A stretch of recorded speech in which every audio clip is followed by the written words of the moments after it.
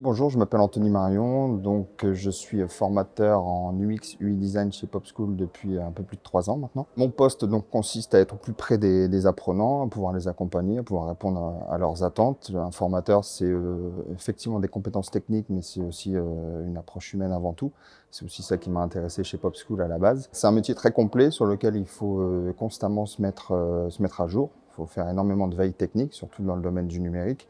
On doit réadapter à chaque fois nos programmes pédagogiques et nos approches pour être à chaque fois vraiment en adéquation avec les attentes de nos apprenants. Chez PopSchool, on travaille énormément en mode projet, c'est-à-dire qu'il n'y a pas forcément des cours très théoriques. Très rapidement, on va basculer sur un projet.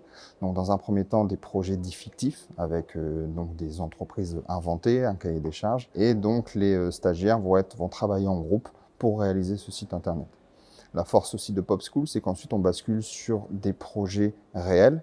Donc grâce à nos chefs de fabrique, on a tout un tissu d'entreprises autour de nous qui ont des besoins. Donc généralement, on essaye de prioriser les entreprises de l'ESS, de l'économie sociale et solidaire, qui n'ont pas forcément les moyens de créer un site internet.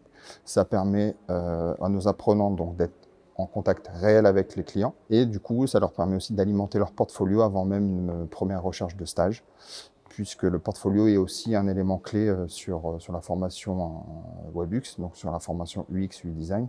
Ils ont l'obligation de réaliser un premier portfolio durant la formation. J'ai choisi de rejoindre PopSchool avant tout pour la dimension humaine, c'est vraiment l'aspect le plus important et c'est ce qui fait que je suis encore chez PopSchool aujourd'hui.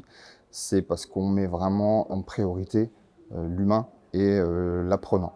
C'est-à-dire qu'on va vraiment prendre en considération ces freins périphériques, comme des problèmes de logement, des problèmes pour se nourrir, des problèmes financiers tout simplement. Et on essaye avant tout de lever tous ces freins pour qu'ils puissent se concentrer à 100% sur la formation.